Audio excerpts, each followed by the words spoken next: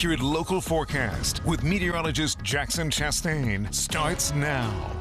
And I do want to start out with a live look from Waynesboro. It's calmed down just a little bit, but you can see rain steadily falling thanks to thunderstorm activity in the southwestern part of the mid-state. And that's really been kind of what we've seen all night. We had steady thunderstorms over Harrisburg just a few hours ago. That triggered a flash flood warning. That's since expired. But you kind of get the idea here. You have another a line of thunderstorms just starting to move through parts of Franklin and Cumberland counties. You also have some lingering thunderstorm activity further to the east in Lebanon and Lancaster counties. So we're not quite done yet, but we're getting there. And we've seen some higher totals. I mean, about half an inch in Harrisburg. Further to the northwest, we had a radar indicated total closer to an inch and 7/10. So pretty high. Other places, not so much, just a few tenths of an inch. So kind of dependent on where you were.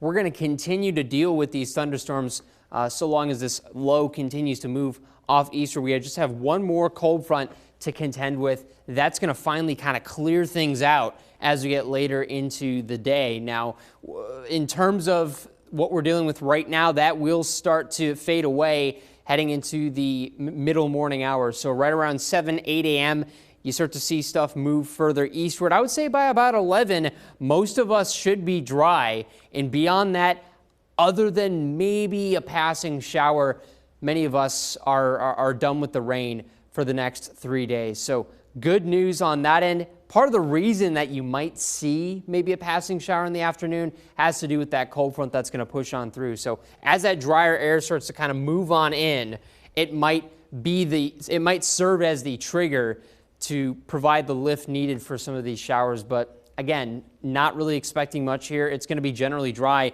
and you'll notice that dew points drop significantly as we get into the later evening hours, down into the 50s. So that's going to be good for us. Staying away from the humidity just for a little bit. It will return in pretty short order, unfortunately, but you take those winds where you can get them. Starting at about 66 degrees on the temperature side of things. So not all that bad as we have been for the past few days. That dew point at about 64. The humidity, while it's not maybe so comfortable in the afternoon, it certainly helps us out in the morning. We'll get up to about 79 this afternoon, and then beyond just today, by Wednesday, we're looking at highs in the 80s, plentiful sunshine helping us get there. And then by Thursday, we're going to be into the mid to upper 80s. So significant warming over the next 3 days that will be stifled just a little bit by the return of rain and thunderstorm activity over the weekend. So starting on Friday all the way through this coming Monday, we're looking at consistent chances here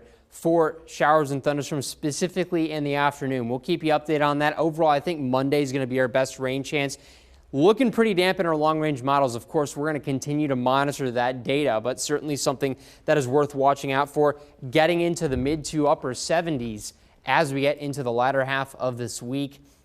Still waiting on that full week of 80s, but I'm sure we'll get there at some point. Okay, but this morning, man, I heard those rumbles. I loved it. You didn't like it? I heard the rumbles. No, I didn't like it. It ruined my last 30 minutes of sleep. Some people sleep better when that happens. Who? Probably James, because he didn't hear it at all.